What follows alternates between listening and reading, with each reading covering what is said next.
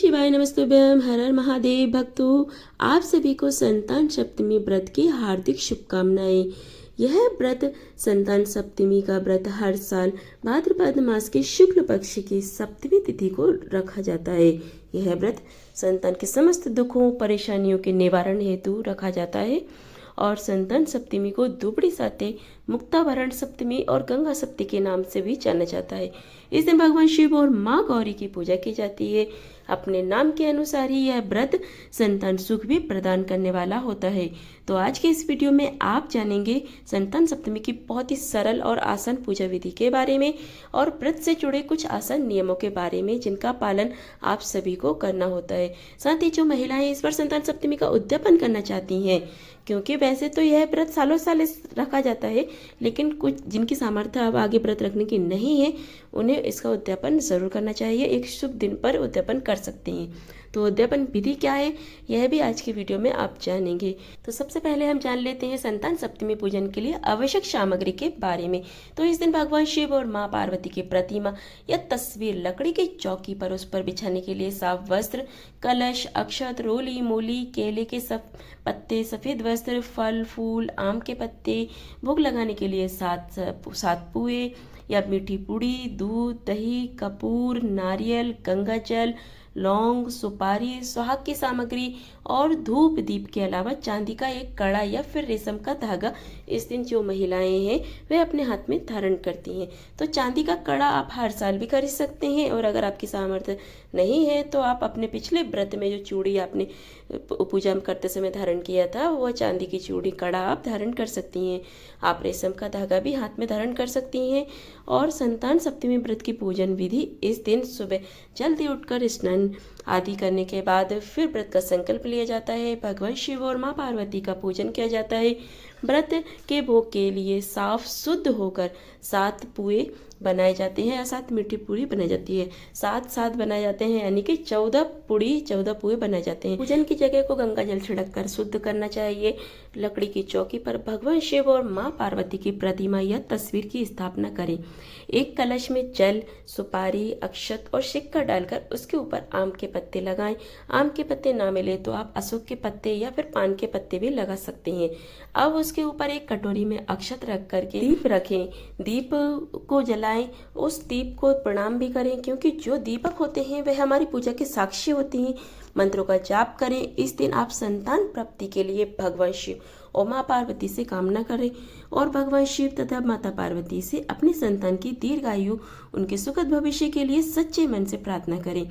इसके बाद भगवान शिव को चंदन का तिलक लगाकर उन्हें जनेऊ आदि अर्पित करें। मौसमी पुष्प अर्पित करें। माता पार्वती को श्रृंगार की सामग्री अर्पित करें। लाल चुनरी चढ़ाएं। कुछ दक्षिणा मंदिर में जरूर रखें। इसके बाद फल फूल, धूप दीप से पूजन करें। जो चांदी का कड़ा है उसे भगवान शिव के सामने रखकर दूध और जल से शुद्ध करके उस कड़े पर अक्षत और पुष्प चढ़ाएं। इसके बाद पूजा करते समय चांदी के कड़े को अपने दाहिने हाथ में धारण कर लें। यदि रेशम का धागा है तो उस पर भी दूध जल से छींटे लगाकर अक्षत और पुष्प चढ़ाकर अपने दाहिने हाथ में बांध लें।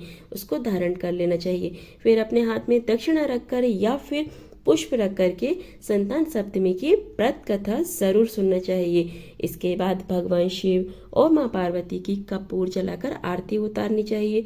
पूजा करने के बाद 7 पुए दान करें और बाकी बचे हुए 7 पुओं से आप खुद ग्रहण करके व्रत का पालना कर सकती हैं। क्योंकि संतान सप्तमी की तिथि है तो सप्तमी की तिथि के दिन देवता सूर्य नारायण की होती है, इसलिए इस दिन पूजा करते समय भगवान सूर्य की भी पूजा करें। अष्टदल बनाकर उनकी पूजा करें। सूर्य देव को जल में काले तिल डालकर अर्पण करें। और अगर आपकी संतान है तो आज के दिन आप संतान सप्तमी व्रत की पूजा अपनी संतानों को, अपने बच्चों को अपने पास बिठाकर करें और उनके हाथ से भी भगवान का भोग लगवाएं, भोग प्रसाद चढ़वाएं, कलावा बांधें उनके हाथों में। और अगर आप संतान सप्तमी के दिन पूजा करने के लिए नया चांदी का कड़ा नहीं खरीद पा रहे हैं तो इसके लिए आप पुराने कड़े को भी उपयोग में ले सकते हैं। इसके लिए आपको उस कड़े को शुद्ध करना होता है। शुद्ध करने के लिए आप पुराने कड़े को गाय के दूध में धो करके उसे शुद्ध कर सकते हैं। उसके बाद पूजा में रखकर आप उस कड़े को धारण कर सकती हैं। इस व्रत को दोपहरिया पूजा भी कहते हैं, क्योंकि इस व्रत में जो मुख्य पूजा होती है वह दोपहर के समय की जाती है। यदि आप इस साल की संतान सप्तमी व्रत की तिथि और शुभ मुहूर्त के बारे में जानना चाहते हैं तो इसकी वीडियो हमारे चैनल पर अपलोडेड है, वहां पर जाकर आप देख सकते हैं। आप जानते हैं उद्यापन विधि के बारे में। आप चाहे कोई भी व्रत करें उसका उद्यापन जरूर करना चाहिए, क्योंकि बिना उद्यापन के व्रत का फल नहीं मिलता है। यदि व्रत के दौरान पूजा पाठ में कोई गलती हो गई है, किसी कारण से कोई व्रत छूट गया है, तो ऐसे में इन व्रतों को पूरा करने के लिए ही उद्यापन किया जाता है। इसलिए व्रत के बाद उद्यापन करना अनिवार्य होता है। संतान की दीर्घायु के लिए आज संतान सप्तमी पर सबसे पहले सुबह उठकर सूर्य देवता को अर्घ्य देने के बाद भगवान शिव को 21 बेलपत्र और माँ पार्वती को नारियल चढ़ाएं। वह बेलपत्र और नारियल आप आसपास के शिव मंदिर में चढ़ा सकते हैं। मान्यता है कि ऐसा करने से संतान दीर्घायु होती है और उनके सभी दुखों का नाश होता है। इस व्रत को बहुत ही प्रभावशाली माना जाता है, क्योंकि इस व्रत का उल्लेख भगवान श्री कृष्ण ने धर्मराज युधिष्ठिर के सामने किया था। उन्होंने बताया कि इस व्रत को करने का महत्व लोमश ऋषि ने उनके माता पिता देवकी वासुदेव को बताया था। माता देवकी के पुत्रों को कंस मारता डालता था, जिस कारण माता पिता के जीवन का संतान शोक का भार था, जिससे उभरने के लिए उन्होंने संतान सप्तमी का व्रत रखने को कहा गया था। संतान सप्तमी व्रत का उद्यापन करने के लिए ऐसी मान्यता है कि इस साल यदि आपकी संतान का विवाह संस्कार संपन्न हुआ हो, इस दिन आप संतान सप्तमी का व्रत का उद्यापन कर सकती हैं। उद्यापन में मीठे बाजरे की 13 पुड़ी, 1 रुपए का सिक्का, साड़ी रखकर पूजा में चढ़ाएं और फिर बाद में इसे घर की बुजुर्ग महिला, सास, ननद में से किसी को भी दे देना चाहिए। उनका आशीर्वाद लेना चाहिए। जिस दिन आप संतान सप्तमी का व्रत रखती हैं उस दिन भी आपको वायना निकाल कर रखना चाहिए, जिसमें आप दक्षिणा, फल, मिठाई, यदि सामर्थ्य हो तो वस्त्र आदि रख करके भी अपनी सासू माँ को, अपनी ननंद को या जेठानी आदि को दे सकती हैं। इस व्रत का पारना यानी व्रत जो खोला जाता है वह शाम को चंद्रमा के दर्शन करने के बाद और चंद्र देवता की पूजन करने के बाद किया जाता है। इस व्रत को अन्न का सेवन नहीं किया जाता है। ऐसे में आप अगले दिन सूर्योदय होने पर एक बार फिर से विधि विधान से भगवान श्री गणेश सहित भगवान शिव, माँ पार्वती की पूजा करके शुद्ध सात्विक भोजन का भोग लगाकर स्वयं भी प्रसाद ग्रहण कर सकती हैं। और आपने पूजा में जो अक्षत, पुष्प आदि अर्पित किए हुए हैं उनका विसर्जन आप किसी नदी, तालाब, बावड़ी आदि में सुबह सूर्योदय होने के बाद कर सकती हैं। कलश में रखे हुए जल का छिड़काव घर में करने के बाद बाकी बचे हुए जल को किसी पौधे में विसर्जित कर देना चाहिए।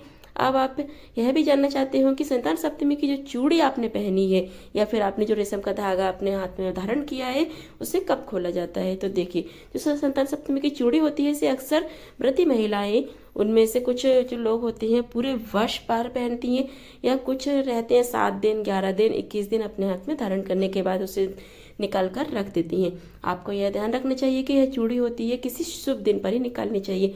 जिस दिन आप चूड़ी निकालें वह दिन शनिवार का ना हो, इस बात का आपको विशेष ध्यान रखना है। संतान सप्तमी की चूड़ी को कुछ व्रती महिलाएं अनंत चतुर्दशी तक धारण करती हैं और अनंत चतुर्दशी के दिन भी इस चूड़ी को विधि विधान से पूजा करके भगवान शिव के चरणों में समर्पित करने के बाद अपने घर की तिजोरी में या जहाँ पर भी आप पूजा सामग्री रखती हैं वहाँ पर आप रख सकती हैं। एक बात का आपको विशेष ध्यान रखना है कि अगर आप चांदी की चूड़ी इस व्रत में नहीं धारण कर रही हैं, आपने रेशमी धागा धारण किया है, सूती धागा धारण किया है अपने हाथ में, तो आप उस धागे में 7 गांठें जरूर लगाएं। हर गांठ को लगाते समय आप भगवान शिव के मंत्रों का, माँ पार्वती के मंत्रों का जाप करें और फिर अपनी संतान के दीर्घायु के लिए, संतान नहीं है तो संतान प्राप्ति के लिए सच्चे मन से प्रार्थना करें। इस व्रत में आपने माता पार्वती को जो भी श्रृंगार चढ़ाया है उसमें से कुछ श्रृंगार की सामग्री अपने लिए रखकर बाकी को आप मंदिर में ब्राह्मणी को दे सकती हैं या किसी निर्धन सुहागिन महिला को दे सकती हैं। आज के दिन संतान गोपाल मंत्र का भी जाप करना चाहिए। यह मंत्र है ओम श्रीं ह्रीं क्लीं ग्लौं देवकी शुद्ध गोविंद वासुदेव जगतपते देहि में तनय कृष्णम त्वं मेहम शरणम गतः। यह थी आज की जानकारी अच्छी लगी हो तो वीडियो को लाइक और चैनल को सब्सक्राइब जरूर करें और संतान सप्तमी की व्रत कथा सुनना बिल्कुल ना भूलें, जो कि हमारे चैनल पर आने वाली है। चलिए फिर मिलते हैं अगली वीडियो में अगले उपाय, अगली जानकारी और अगली कथा के साथ। श्री शिवाय नमस्तुभ्यं। हर हर महादेव। जय श्री महाकाल भक्तों।